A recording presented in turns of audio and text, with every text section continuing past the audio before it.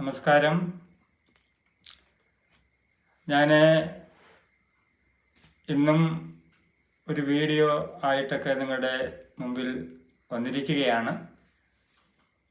കഴിഞ്ഞ നാളുകളിലെ എൻ്റെ വീഡിയോ കണ്ടവർക്കും ലൈക്കൊക്കെ നൽകി പ്രോത്സാഹിപ്പിച്ചവർക്കും ഒക്കെ വളരെ നന്ദിയുണ്ട്. ഇന്ന് ഞാൻ പറയാനായിട്ട് ആഗ്രഹിക്കുന്നത് കഴിഞ്ഞ മാസം, അതായത് ഏപ്രിൽ 28 നടന്നായിരിക്കുന്ന ഹർത്താലിനെ കുറിച്ചാണ് പറയുവാനായിട്ട് ആഗ്രഹിക്കുന്നത്. ഹർത്താൽ എന്ന് പറയുമ്പോൾ അതൊരു സമരത്തിൻ്റെതായിരിക്കുന്ന ഒരു പ്രത്യേക ഒരു വകഭേദമാണ്. എന്തെങ്കിലുമൊക്കെ നിയമ തടസ്സങ്ങളോ ബുദ്ധിമുട്ടുകളോ ഒക്കെ ഉണ്ടാകുമ്പോൾ ജനങ്ങളുടേതായിരിക്കുന്ന പ്രതികരണം അറിയിക്കുന്ന പദ്ധതിയാണ് ഹർത്താൽ. നേരത്തെ ആയിരുന്നുവെങ്കിൽ ബന്ദായിരുന്നു. ബന്ദാണ് പിന്നെ ഹർത്താലായിട്ട് മാറുവാൻ ഇടയായി തീർന്നത്. അപ്പോൾ നമുക്കറിയാവുന്നൊരു കാര്യമാണ്, ഹർത്താൽ എന്ന് കേൾക്കുമ്പോൾ തന്നെ ജനങ്ങൾ അത് വളരെ സന്തോഷത്തോടു കൂടിയാണ് അതിനെ സ്വീകരിക്കുന്നത്. കാരണം അന്ന് വീടിന് വെളിയിലേക്ക് ഇറങ്ങിപ്പോകാതെ വീട്ടിലിരിക്കുകയും കുഞ്ഞുങ്ങളോടൊക്കെ ചേർന്ന് സന്തോഷം പങ്കിടുവാനുള്ള കിട്ടുന്ന ഒരു അവസരമാണല്ലോ എന്ന് കരുതി ആഹ്ലാദിക്കുന്ന സുദിനമാണ് ഹർത്താൽ എന്ന് കേൾക്കുന്നത് തന്നെ. അപ്പോൾ ഹർത്താൽ എന്ന് കേൾക്കുമ്പോൾ കേരളീയരായിരിക്കുന്നവരെല്ലാം തന്നെ ചെയ്യാറുള്ളത്, തലേ ദിവസമേ തന്നെ ഷോപ്പുകളിലൊന്നും പോകാതെ ആ ദിവസം ഇരിക്കേണ്ടതിന് കൊണ്ട് തലേ ദിവസം തന്നെ സാധനങ്ങളൊക്കെ വാങ്ങിച്ച് ശേഖരിച്ച് വയ്ക്കും. പരീക്ഷകൾ ആരെങ്കിലുമൊക്കെ കുട്ടികൾ എഴുതുന്നുണ്ടെങ്കിൽ നേരത്തെ റൂം എടുത്തുകൊണ്ട് പോയി അവിടെ നിന്ന് അത് അറ്റൻഡ് ചെയ്യുക. അങ്ങനെയൊക്കെ ഉള്ളതായിരിക്കുന്ന ഒരു ക്രമീകരണം നമ്മുടേതായിരിക്കുന്ന കേരള ചരിത്രത്തിൽ തന്നെ നാം കാണുന്ന കാര്യങ്ങളാണ്. എന്നാൽ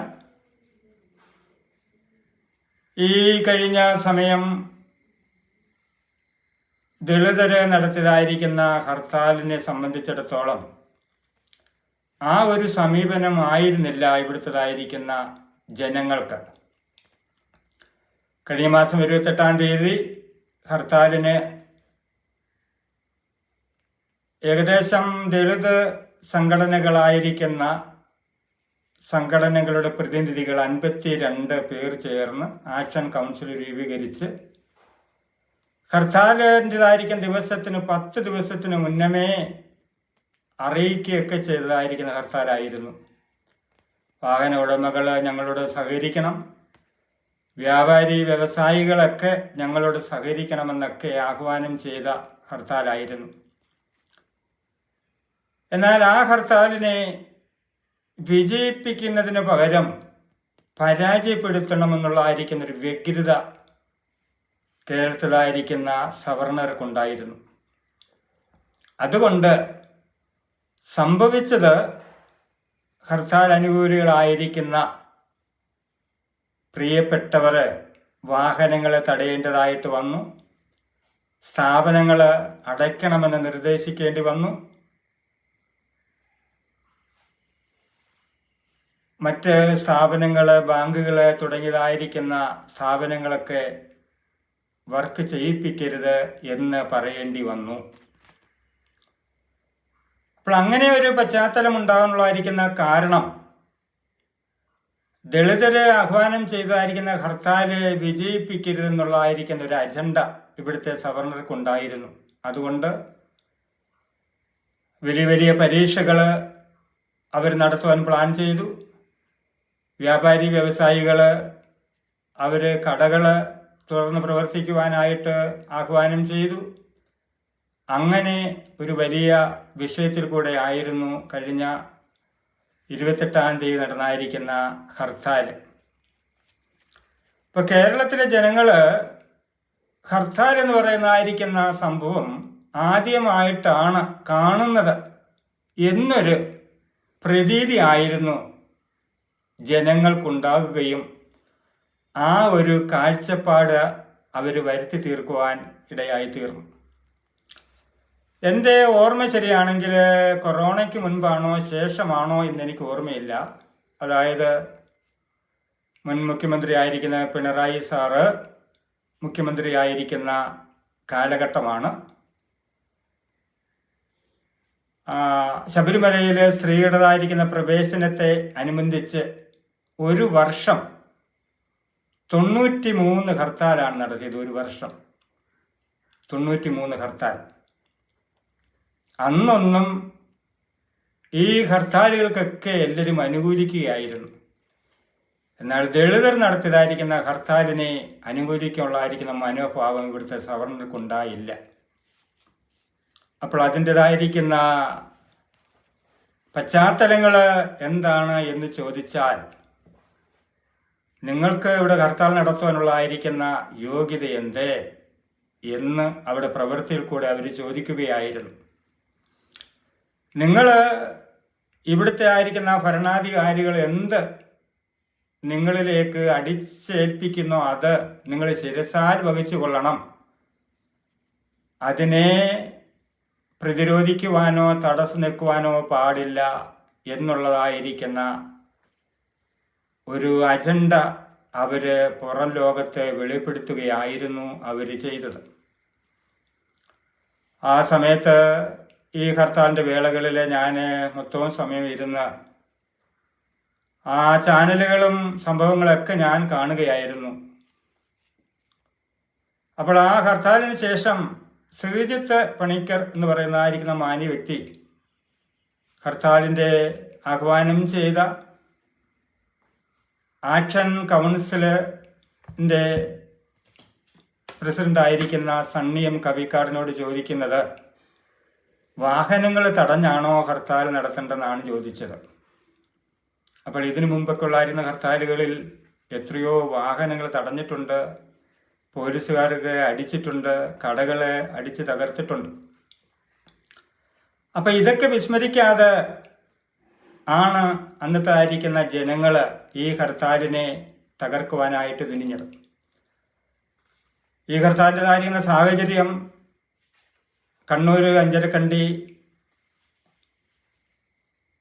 ദന്തൽ കോളേജിൽ BDSന് പഠിക്കുന്നതായിരിക്കുന്ന വിദ്യാർത്ഥിയായിരുന്ന നിതിൻ രാജിൻ്റെതായിരിക്കുന്ന മരണത്തെ സംബന്ധിച്ചാണ്.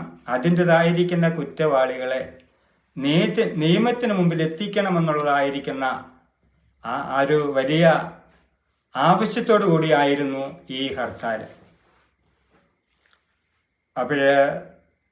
അപ്പോൾ ഇങ്ങനെയുള്ളതായിരിക്കുന്ന പശ്ചാത്തലത്തിൽ ഈ സാഹചര്യങ്ങളിൽ എനിക്ക് ഞാൻ പ്രതിനിധാനം ചെയ്യുന്നതായിരിക്കുന്ന ജനങ്ങളോട് പറയുവാനുള്ളത്, ഇങ്ങനെയൊക്കെയുള്ളതായിരിക്കുന്ന സംഭവ വികാസങ്ങൾ നമ്മുടെ കണ്ണിന് മുമ്പിൽ കാണുമ്പോൾ നാം എന്താണ് ചെയ്യേണ്ടത്? നാം സംഘടിതരാകണം, ശക്തരാകണം. നമ്മുടേതായിരിക്കുന്ന കഴിവുകളും ഡോക്ടർ BR അംബേദ്കർ നമുക്ക് നൽകി തന്നതായിരിക്കുന്ന ആ നിയമത്തിൽ നിന്നുകൊണ്ട് തന്നെ നമ്മൾ സംഘടിതരായി പോരാടണമെന്നുള്ളതായിരിക്കുന്ന ഒരു ആഹ്വാനമാണ് എനിക്ക് ഈ സമയത്തെ പറയാനുള്ളത്. ഇന്ത്യൻ ഭരണഘടനാ ശില്പിയായിരിക്കുന്ന ഡോക്ടർ BR അംബേദ്കർ താൻ പറഞ്ഞതാണ്, നാം ഇവിടുത്തെ ഭരണാധികാരിയാകണം, അല്ലാതെ ഒരിക്കലും നമുക്ക് നീതി ലഭിക്കുകയില്ല എന്ന്. താൻ പറഞ്ഞതായിരിക്കുന്ന കാര്യം എത്രയോ സത്യമാണ്. ധാരാളം സംഘടനകൾ രൂപപ്പെടുത്തി, ധാരാളം രാഷ്ട്രീയ പാർട്ടികൾക്ക് രൂപം നൽകി ചിഹ്നാഭിന്നമായി നമുക്ക് നിന്നു കഴിഞ്ഞാൽ നമുക്ക് ഈ രാജ്യത്തൊന്നും നേടാൻ കഴിയത്തില്ല. അപ്പോൾ നമുക്ക് എന്തെങ്കിലും നേടണമെങ്കിൽ നാം സംഘടിതരാകുക, വിദ്യാഭ്യാസം നേടുക, ശക്തരാകുക, ഒന്നിക്കുക, ഒരുമിക്കുക.